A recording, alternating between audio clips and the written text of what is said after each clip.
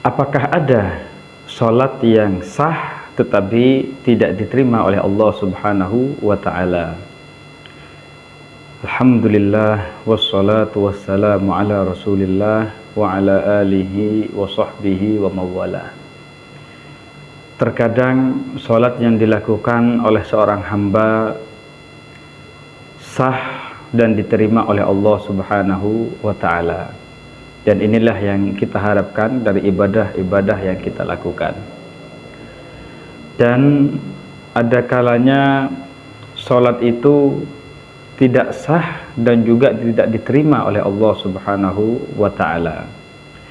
Dan terkadang ada sholat yang dilakukan oleh seseorang, dia sah tetapi tidak diterima oleh Allah Subhanahu wa ta'ala. Oleh karena itu, maka penting bagi kita untuk memperhatikan hal-hal atau syarat-syarat diterimanya sholat seseorang. Jadi ada sebuah syarat yang dikenal oleh ulama fikih dengan istilah syarat-syarat diterimanya sholat. Maka di sini kita perhatikan yang pertama adalah yaitu ikhlas karena Allah Subhanahu wa ta'ala. Kita melakukan sholat benar-benar ikhlas, benar-benar mengharapkan ridha dari Allah Ta'ala, benar-benar mengharapkan pahala dari Allah Subhanahu wa ta'ala, dan kita tidak menginginkan dari sholat yang kita lakukan pujian orang lain kepada kita.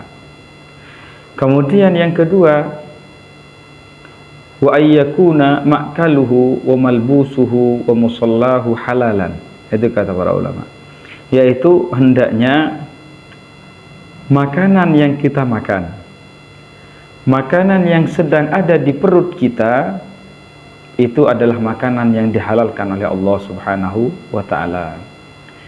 Demikian juga pakaian yang kita pakai, hendaknya itu adalah pakaian yang halal, bukan dari hasil mencuri. Kemudian tempat yang kita gunakan untuk sholat itu juga tempat yang halal, milik kita sendiri ataupun kita menyewa, yang penting halal.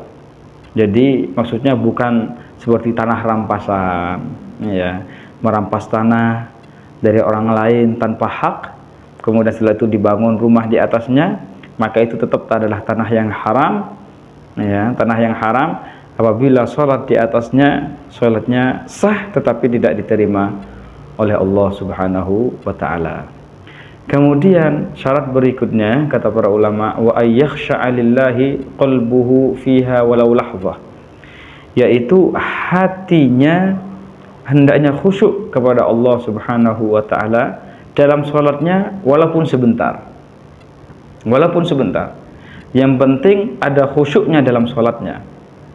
Maka apabila seseorang dia sholat dari awal sholat sampai akhir tidak ada sama sekali khusyuknya dalam hatinya, maka sholatnya sah, kewajibannya gugur, dia tidak terjatuh dalam perbuatan dosa, tetapi sholatnya tidak diterima dalam artian dia tidak mendapatkan pahala dari sholat yang dia lakukan.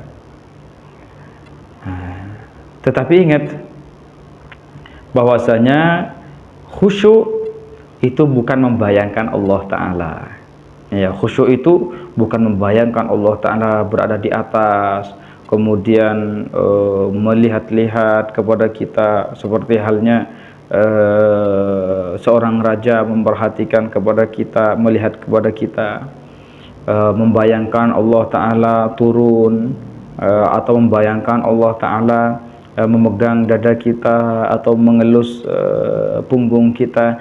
Ini semuanya adalah sesuatu yang tidak benar, ya. Membayangkan Allah itu bukanlah hakikat khusyuk, tetapi hakikat khusyuk itu adalah menghadirkan rasa takut dan pengagungan terhadap Allah Subhanahu wa ta'ala dalam hati kita. Barakallahu fikum.